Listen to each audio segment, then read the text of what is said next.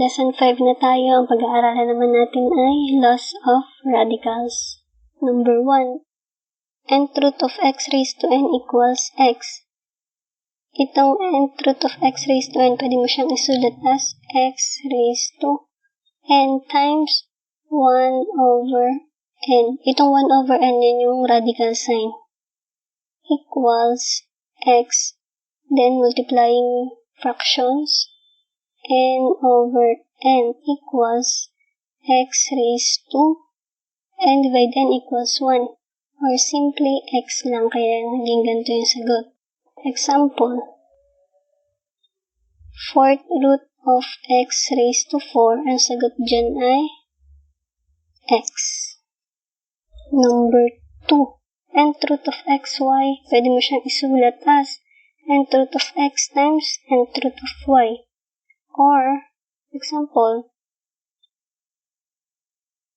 4th root of xy.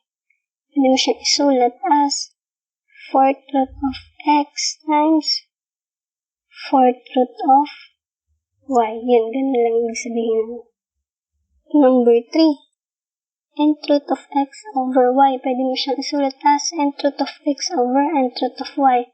Example, lagyan lang natin ng cube root of x over y equals cube root of x over cube root of y, where n is any number greater than 0.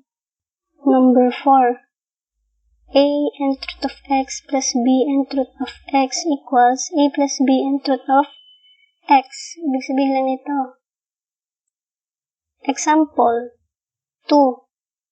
4th root of x plus 3 4th root of x equals, dahil magkatulad naman sila nitong radical sign, tsaka itong radicals dito, magkatulad lang yung 4, paras na 4, then paras na x, pwede mo lang siyang pagplasin 2 plus 3, hindi lang siyang 5 4th root of x. Ganun lang yan. Number 5. Yung number 5, katulad lang ng number 4, ang kaibahan lang nila is yung operation, ito minus. Minus yung isa, di ba, plus. Example, 10.